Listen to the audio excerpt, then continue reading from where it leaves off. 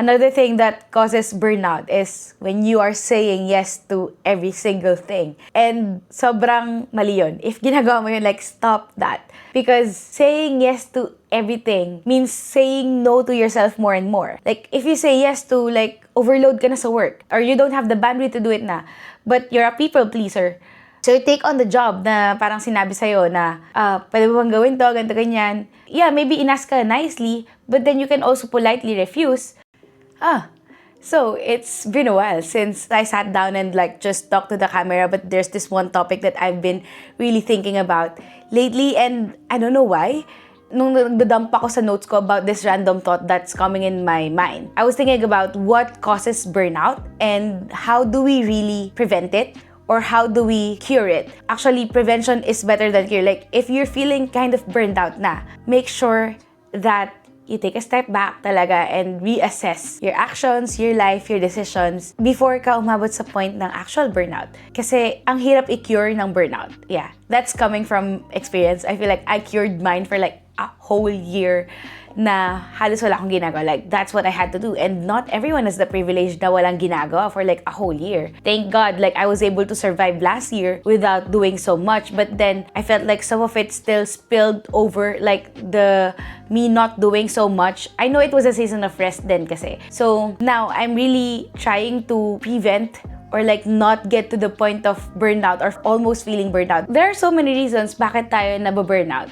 And one of it is I've seen from like working with creators, influencers, and that's not being their authentic self. What I mean by like not being your authentic self, kasi when you're an influencer, you're a content creator, you have this audience that you have to serve. And based on my experience working with influencers, creators over the last 6 years, that's really one of those things that nakaka-affect sa kanila. May mga gusto silang gawin na personal na stuff nila, but then hindi nila nagagawa kasi hindi yun yung trip ng audience nila or yung audience na na-build nila. Like, let's say, nag-start sila sa viral post na parang making comedy something and isang viral lang yun. So, yung content niya nag-revolve na around that. Even if it doesn't really feel like her. Or even if like making a lot of those content doesn't really feel authentic to her. So, at some point, like, aabot ka talaga sa burnout when you don't enjoy the things that you're doing. It's either you learn to love it or you actually allow yourself to pivot, allow yourself to make some changes. A lot of my friends have encouraged me to like explore that travel content creation side of things because I travel so much, especially solo travel, and na-realize ko na it's not for me. Iki sa akin to, kailangan ko i-film tong angle na to, kailangan ko ilapag yung camera dito sa angle na to, or kailangan ganito yung pasok ko or yung arte ko on these things. So, hindi ko na na-enjoy yung travel. Like, pag iniisip ko yun na sabi ni ganito daw gawin ko, ganito, ganyan. Well, I appreciate the direction. I really do. But it just doesn't feel authentic to me. So, now I'm switching to creating this kind of content, this type of content where I just talk about my experience, the lessons I'm learning along the way, and that feels more authentic to me because I'm sure my friends know na parang when they're really looking for advice, they always go to me. Sana hindi pa silang sasawa sa mga pagalit ko, charot. Pero, I feel like this is also one thing that I really want to do. So yeah, it becomes a factor na when you're not being true to yourself, when the things you're doing don't feel like you really get to the point of burnout because hindi aligned eh. Like, huge factor for feeling burnout is misalignment. And of course, not everybody has a privilege to like choose what they want to do or pursue the things that they love. So another thing that I think affects or that contributes to burnout is not adding love to what you're doing. So I started out as a general virtual assistant to different kinds of niches or clients. And that time, nag-start ako back in late 2019. I was just doing copy-paste jobs. Like, copy ng email, copy ng body ng text, submit mo sa website ito. Ganun lang ginagawa ko before. But then, for some reasons, it sounds so boring. Like, I don't think I will still do that now. But back then, na-enjoy ko siya. Even though it's just a very small thing. Because I was thinking na isang tao lang magtiwala sa akin. I will really do my best. Even though hindi yun yung passion ko. Totally not my passion to just do data entry stuff. If you know me, I'll get bored with it. But then, I was starting back then. And the reason why I don't feel burnout, even though those things didn't feel aligned to me, back then is because I was adding love to it. Yeah, I was adding love, enthusiasm to what I was doing, even though I know it's like a very basic thing. Copy pasting is just a very basic thing. I see it as like a launch pad for me to get to where I want to be eventually.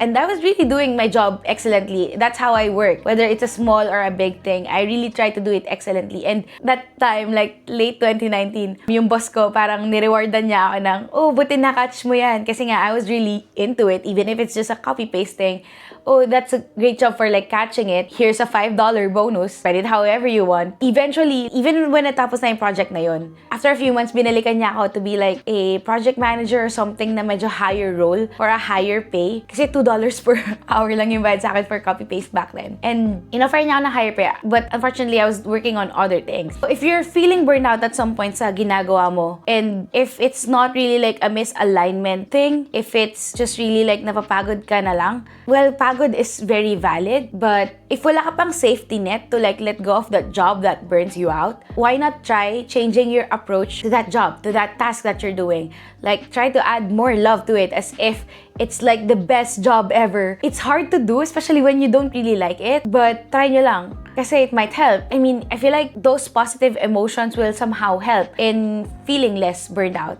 and not eventually leading to like just feeling like everything is dragging. So that's another thing. If it's not misalignment, then maybe try switching things up, changing how you do things, like adding love to it. So this may be a hot take when it comes to reaching that point of burnout when you're doing some things, but maybe it's also because you're losing gratitude to, let's say, how that job provides food on your table or how that job allows you to travel. It's up to you to recognize like what really is it that's causing burnout. I'm just really stating some things that can really cause burnout, because before parang, let's say siguro dahil lang din sa mga katrabaho mo na puno ka na ng complaints or you tend to rant or to complain a lot on your work stuff when you know that previously hindi ka naman ganun, hindi ka naman reklamador na tao, but then the environment is like that. Tapos parang ikaw, na-absorb mo na yung energy na yun, that natatanggal na yung gratefulness sa sarili mo when you are really naturally a grateful person. So if you feel like you're reaching the point of burnout, or if you're burned out right now, then I guess try practicing gratitude daily. When we find ourselves complaining so much, like that's also negative energy, and that's affecting how we are perceiving things or how we are working on things. Check that as well. Like, do you think that you're grateful enough for your work? But if not, or if you are, then maybe that's not it. Ito, sobrang common nito. Another thing that causes burnout is when you are saying yes to every single thing. And sobrang mali yun. If ginagawa mo yun, like, stop that. Because saying yes to everything means saying no to yourself more and more. Like, if you say yes to, like, overload ka na sa work, or you don't have the bandwidth to do it na, but you're a people pleaser, so you take on the job na parang sinabi sa'yo na, pwede mo bang gawin to, ganito, ganyan. Yeah, maybe inask ka nicely, but then you can also politely refuse. I know hindi din lahat ng companies or work environment allows you to do this. But then at the end of the day, it's still on your end eh. Like, baka naman kaya ka nila inaabuso, or baka naman kaya ka nila binibigyan kasi yes ka lang ng yes. Baka na sa'yo din yung problem na, okay, when you said no, parang hindi ka firm about it. And then, eventually, mag-give in ka rin, saying yes ulit. So, eventually, when you say yes, accommodating way too much stuff on your plate, it's really gonna cause you burnout. So, be intentional with the projects you say yes to. Be bold when you say no, because you're protecting yourself and you're protecting also the quality of your work that you deliver. Kasi kakayes mo, pumapangit na yung quality ng work mo. Tapos, eventually nga, nadadrain ka na, napapagod ka na. So, sayang lang din. Like, you can tell them that you're saying no so that you can still give your highest quality output that you usually give. You're neglecting rest when you say yes to so many things na sobra-sobra na pala sa kaya mong gawin. And kaya ka na-burnout, kaya ka pagod na pagod, kaya ka drained. Kasi nga, yes ka ng yes, wala ka ng time for rest. And rest is very, very, very much important for our bodies to recover, for our mind to recover, for our emotional health to recover. Like, we really need rest. I think this one last thing could be an underrated one, but this happened to me before. It's carrying so much emotional energy that you don't really need to carry. Like, baka pati personal problem ng client mo, nadadala mo na parang nakukuha mo na yung energy niya na yun when you don't really have to. Like, when you catch yourself that you're carrying a negative energy or a very emotional energy from a different person, let's say a coworker, a client, a boss, or whatever, I think it would be nice to like catch yourself when you do that and then tell yourself like, this is not mine to carry. I'm releasing it. I feel like just saying that, parang napatrobe ako na I wish I did that before. Na when I was feeling all those negative energy from like a client. Carrying negative energies that doesn't even belong to you can really cause burnout unconsciously. Kasi nga, yun nga, parang akala ko, baka ano naman, hindi ko naman dinadala kasi hindi nga naman sa akin yun. But then, meron pala siya. Parang may negative impact pala yun sa akin or sa energy ko or like, pagkakausapin ko tong client na to, parang, ito na naman siya, like, may meeting ko pwede bang 20 minutes lang to?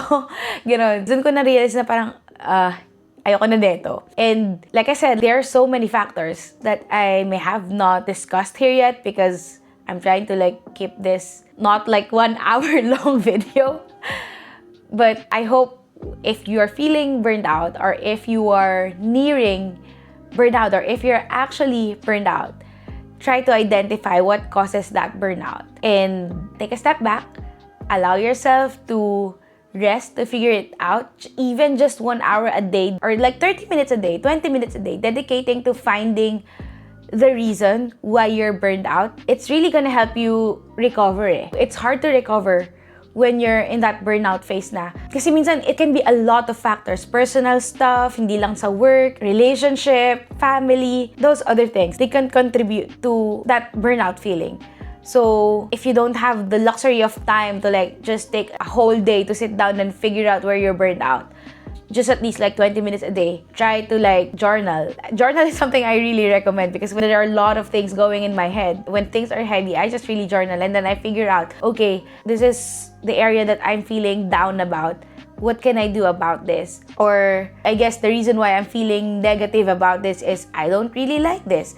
So maybe I should stop doing it or maybe I should delegate it or maybe I should say to my boss na pwede bang iba na lang gumawa nito. Stuff like that. So you can focus on the things that you are actually good at doing and you actually love doing or some things that you can easily add love into, incorporate love into doing that thing. Sa akin kasi, I've been working so hard like from 2020 to 2023. Dire-diretso yun. And yung brain ko, non-stop thinking yan. 2024, medyo tinatry ko ng mas mag-let go sa business side of things, just doing some of the things that I'm the only one who can do. But 2025 was like the year that I've taken a full break. Like, totally halos wala akong ginawa that year. And thankfully, I still survived. Took me, I think, more than a year to be able to recover from burnout. So, ngayon, nasa crazy building season na naman ako. And I'm really trying to stop myself from going a very deep work mode for like 3 months or more kasi I can really do that. But then I really wanna have that balance or that alignment of being able to do like deep work pa din and then being able to still travel, being able to work out and stuff like that. It's kind of tricky to find how am I gonna integrate this in my life, but I'm in the process of doing that so that I don't reach that burnout phase again where I have to rest for a year or longer. If you're feeling burned out, you're close to getting really burned out, I hope you take the time to recover. Write down the things you can possibly do to help yourself and recover from it because there will be like a lot of advice on the internet on how to recover from burnout. Burnout kasi is very different from person to person. I was just really working crazy hard, like as in OA.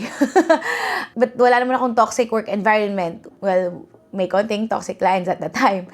But how you really heal or recover from burnout is really just up to you to like figure out. That's why I'm encouraging you to journal, write things down. What drains your energy? What gives you more energy? What is not aligned at the moment? Or what season are you in right now? Or pwede rin kasi na yung burnout pala is like temporary lang, like sa ating mga babae na dumadaan tayo sa luteal phase. Minsan ganun ako parang, ayoko na, like ayoko na ng buhay ko pag nasa luteal phase ako. But that doesn't really mean that I'm burnout. So baka naman nasa ganun lang pala, season for that month or for that cycle. So, it's up to you to like understand where you're feeling burned out and how you help yourself recover from that. There are many ways, but you really try to figure out what really lights you up, what makes you happy. Kunyari itong mga nakaraan nga dahil sobrang building season ako, I'm really craving for travel. That's why I'm in South Korea ngayon. And I feel like I need this break so that I don't reach that point of burning out again. Kasi medyo crazy na naman yung mga nilalaan ko na oras for work, which is essential naman kasi part talaga yun ng life eh. But I don't really want to reach that burnout phase again. So, ngayon, I am figuring out how to incorporate the things that I want to do more of. Like, I think even creating this video for me lessens my feeling of burnout because I'm not just consuming things on social media. I'm not just studying. I'm not just reading. But I'm also creating. I hope you take the time to figure out what's going to help you recover from burnout. And I hope you don't get to that point of burnout or you recover from burnout. That's my thought dump for today's video. If something about today felt like a conversation you've been waiting to have, stick around.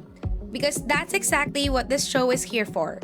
Figuring out life together with me, one honest conversation at a time. If you'd like to stay updated on all my podcast episodes, you can subscribe to this channel if you're watching this on YouTube, or you can give this show a follow on Spotify. I'd also love to hear what you think about the show. Send me a DM on Facebook or Instagram at FiguringOutLifePH. Let's continue to figure out life together, and I'll see you on the next one.